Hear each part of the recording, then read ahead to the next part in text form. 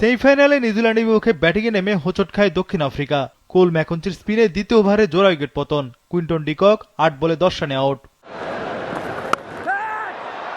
Ryan Rickelton golden duck, মাত্র 12 রানে 2 wicket হারিয়ে চাপে পড়ে যায় প্রোটিয়ারা।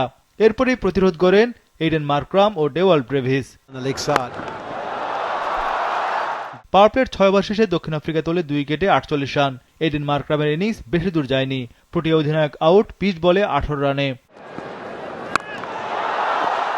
মার্করামের পর অভিজ্ঞ ডেভিড মিলারকে বিদায় করেন রাচিন রবীন্দ্র। মিলারের সংগ্রহ 6 বলে 6 রান।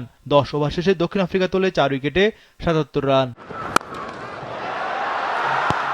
ডেওয়াল ব্রেভিস 27 বলে 34 রানে আউট।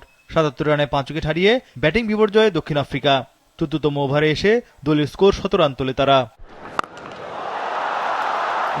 ক্রিস্টান স্টাফস ও মার্কো ইয়ানসেন মিলে লড়াই চালিয়ে যান। ষষ্ঠ উইকেটে 73 রানের জুটি গড়েন ইয়ানসেন ও স্টাফস। ক্রিস্টান স্টাফস 24 বলে 29 রানে বিদায় নেন। অন্য প্রান্তে 27 বলে 50 তোলেন মার্কো ইয়ানসেন। শেষ পর্যন্ত 30 বলে 55 রানে ইয়ানসেন অপরাজিত ছিলেন। এতে 20 ওভারে 8 উইকেটে 169 রান তোলে দক্ষিণ আফ্রিকা।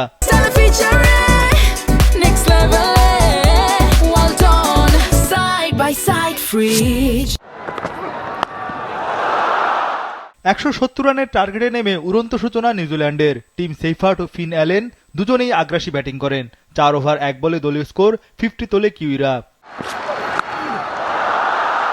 টুর্নামেন্ট জুড়ে দাপট দেখানো প্রোটিয়ারা সেমিফাইনালে অসহায়। সেইফার্ট ও অ্যালেন দুজনেই ঝড়গতিতে রান তোলেন।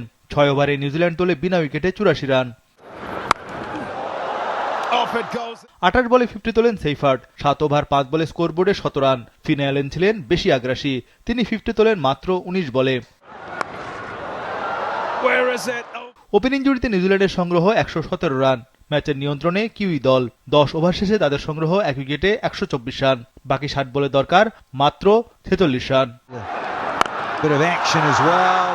একের পর এক ছক্কা বৃষ্টিতে মেতে ওঠেন ফিন অ্যালেন। নিউজিল্যান্ডের কাছে শোচনীয় পরাজয় বরণ করল দক্ষিণ আফ্রিকা। মাত্র 33 বলে সেঞ্চুরি উদযাপন করলেন অ্যালেন। টি-20তে পূর্ণ সদস্য দলের বিপক্ষে এটাই দ্রুততম সেঞ্চুরির রেকর্ড। 43 বল হাতে রেখে 9 উইকেটে জিতল নিউজিল্যান্ড।